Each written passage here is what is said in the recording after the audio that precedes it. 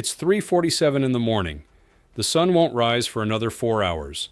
300 men are sleeping in narrow bunks, stacked 4 deep, somewhere in the middle of the Bering Sea. The boat is rolling sideways at 12 degrees. A storm is building 300 miles to the west, and one man is already awake. He's pulling on rubber boots in a steel hallway that smells like diesel and old coffee. In the next 45 minutes, he has to start breakfast for a crew that, between them, will burn through more calories today than a small town. He has to do it while the floor moves. He has to do it without resupply, without delivery trucks, without the option of running to the store if he forgets something. The nearest grocery is 800 nautical miles away. If he fails, the boat fails. If the men don't eat, they don't fish. If they don't fish, the whole operation, a vessel worth tens of millions of dollars, just sits in the water bleeding money.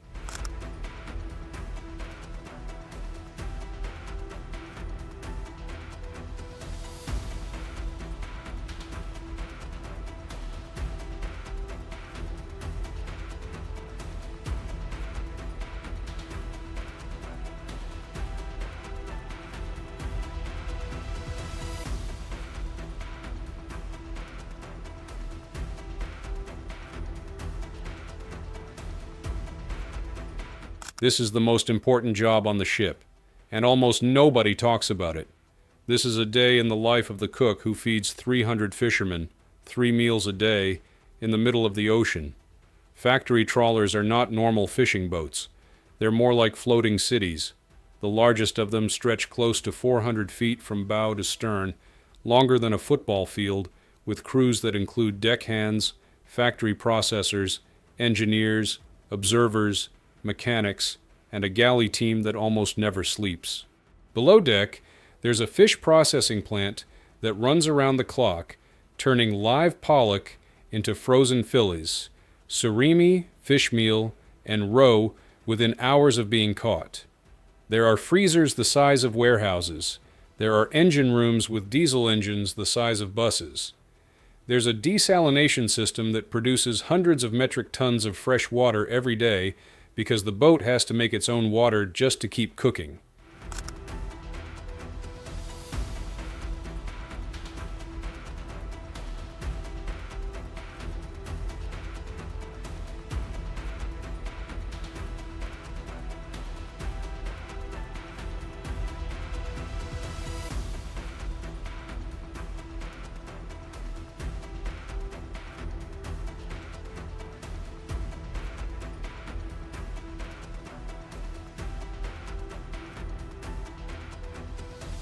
And tucked into the middle of the vessel, where the rolling motion is worst, is the galley. The galley is the kitchen. It's hot.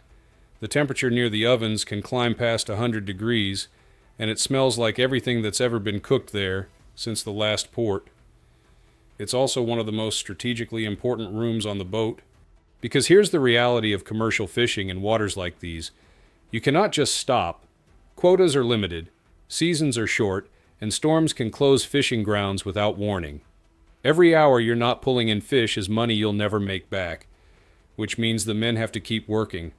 12-hour shifts, 6 days a week, sometimes 7, for weeks at a time, and the only thing standing between them and total collapse is the food.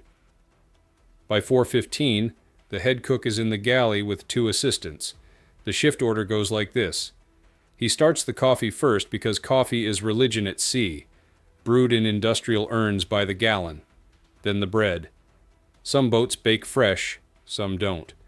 On the bigger trawlers, the smell of fresh bread is what wakes up the night shift coming off duty. While the bread proofs, he begins breakfast prep. For 300 men, breakfast becomes an industrial operation. We're talking somewhere in the neighborhood of 40 pounds of bacon, hundreds of eggs, 50 pounds of potatoes, and that's just for the first wave. Because here's something most people don't realize about feeding a factory crew. Breakfast doesn't happen at one time. It happens in shifts.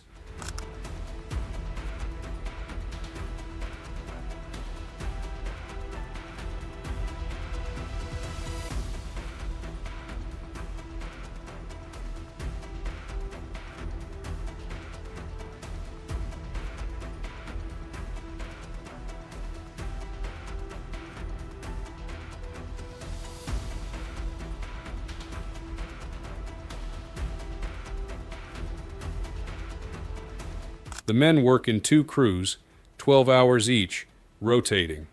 So when the day shift sits down to eggs, the night shift is showing up for what is technically their dinner. Same food, same plates, served at completely different points in their personal day. The galley has to be open and ready to serve essentially around the clock.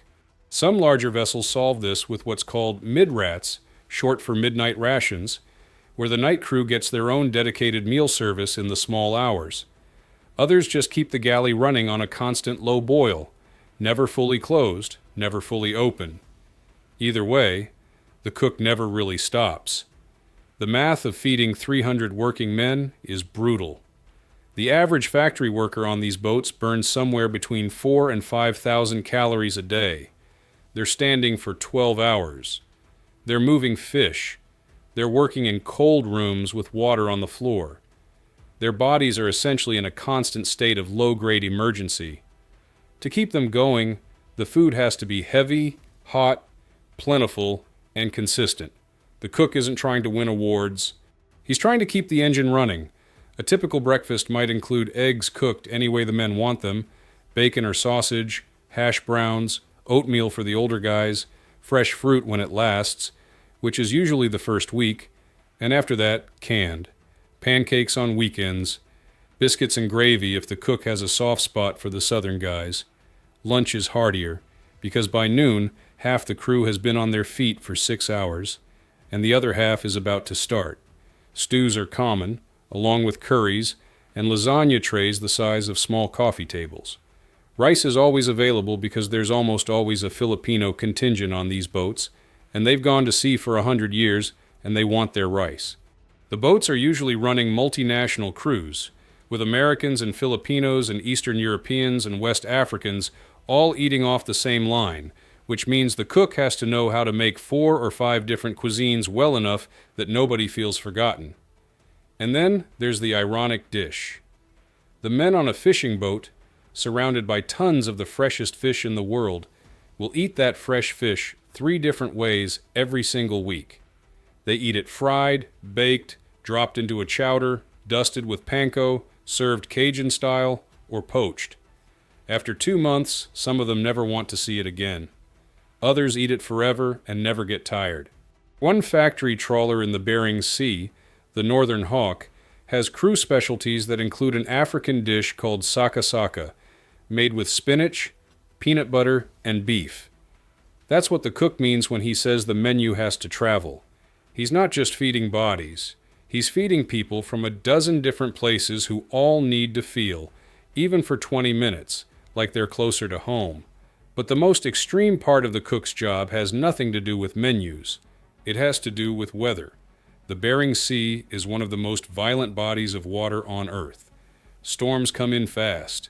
Waves can hit 30 feet. The boat rolls hard enough that men have to brace themselves against bulkheads just to walk. Pots slide. Knives go airborne if they're not strapped down.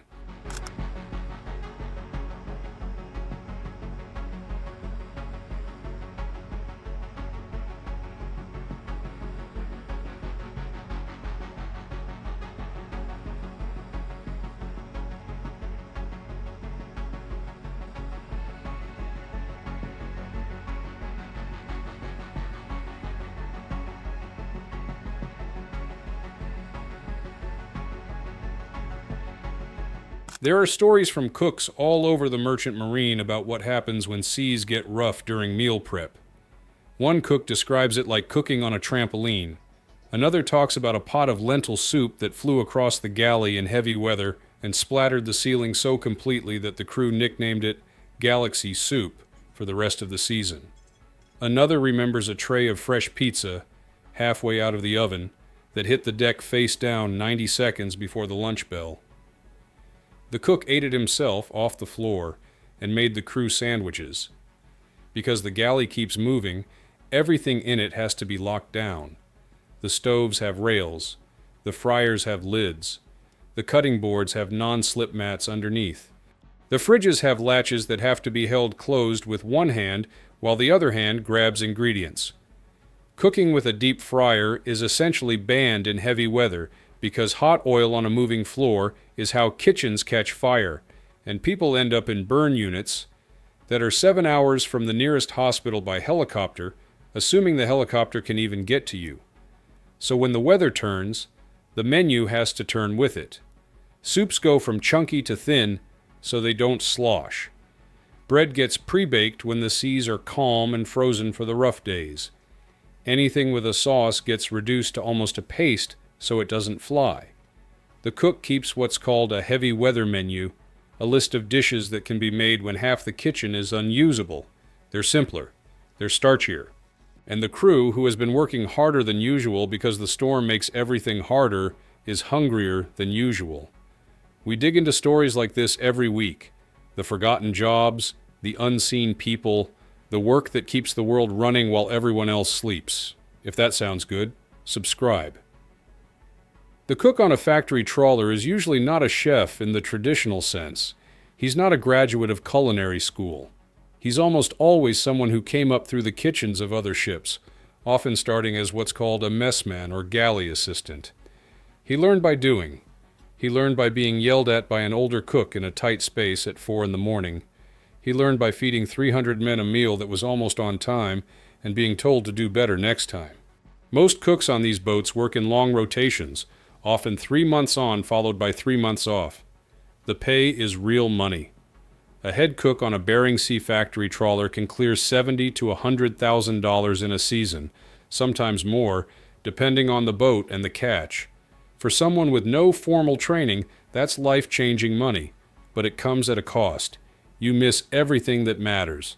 The birthdays, the anniversaries, your kid's first day of school, all happening in a different time zone while you're somewhere in the middle of the ocean, frying eggs at 4 a.m. The internet on these boats, when it works, is slow and outrageously expensive. Phone calls home are rare and short. By the end of a long trip, a lot of cooks describe a kind of low-grade homesickness that they barely notice anymore, because it's just the air they breathe. And when they finally get back to land, they have to remember how to be a person who isn't just feeding people. The kitchen at home feels too quiet.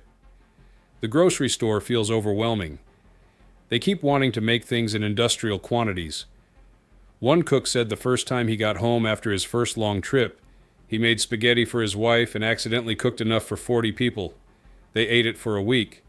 There's a saying on fishing boats that goes back generations. The cook is the second most important person on the ship after the captain. The captain decides where the boat goes. The cook decides how everyone feels when they get there. A bad cook can break a crew. There are documented cases of mutinies going back centuries where the breaking point was the food. In modern commercial fishing, you don't see literal mutinies anymore. But you see crews quit. You see them refuse to come back for the next season. You see entire boats develop a reputation, in port, as places nobody wants to work, often because of the galley. Word travels.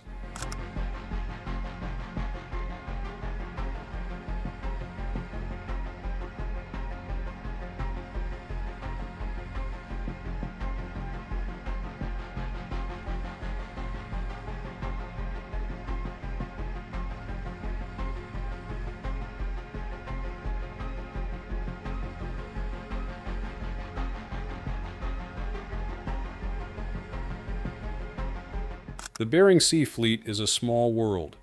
A good cook, on the other hand, becomes legend. There are men in Dutch Harbor and Seattle who will tell you about cooks they sailed with 20 years ago. The way that one guy made fried chicken on Sunday nights. The way another one baked a birthday cake for every single crewman during a long season, regardless of how rough the seas were. The cook who, during a particularly brutal 3-day storm where nobody had eaten a hot meal in almost 2 days, somehow produced steaming bowls of chili and warm cornbread the moment the weather broke. Those cooks live on in legend because of what they did to the morale of the boat. The technique is almost beside the point. That's the part that doesn't show up in the job description. Now back to our cook. It's 7:30 in the evening.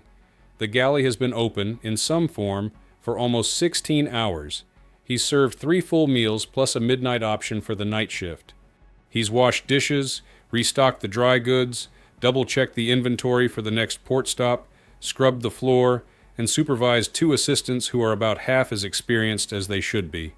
The factory below him has processed something like 100 metric tons of pollock today. The men who did that work are now eating the dinner he made. Tomorrow he'll do it again. And the day after. And the day after that. For another 7 weeks. And the men he feeds, the ones who barely look up from their plates, the ones who grunt thanks and head back down to the factory floor, those men understand something the rest of us don't. They know that without him, the fish doesn't get caught, the processors don't run, and the boat doesn't sail. The pollock that ends up in a fish sandwich at a fast food restaurant in Ohio, or in fish sticks in a freezer in Tokyo, or an imitation crab on a sushi roll in Berlin, doesn't get there. 300 men, 3 meals a day, in the middle of nowhere, fueled entirely by 1 cook, 2 assistants, and a lot of pride. It is one of the hardest, least visible, most underrated jobs in the entire global food system. There's no Michelin star for this work, and no food critics. The reviews come from a guy in a yellow rubber suit who points at his empty plate and says, "More, please." And the next time you eat fish, there's a real chance some part of it passed through a kitchen like this, cooked at 4 in the morning, by a man you'll never meet, on a boat that was rolling sideways while he flipped your eggs. So here's my question. We celebrate chefs. We celebrate captains. We celebrate the fishermen who pull the nets. But the cook on a factory trawler, doing the impossible at sea while everyone else sleeps, where does he actually rank? What do we owe the people who feed the people who feed us? I'm curious what you think, especially if you've ever worked at sea or known someone who has. Drop your story in the comments. The next time you sit down to a meal, somebody, somewhere, is doing this work for someone else. And most of us will never know their name.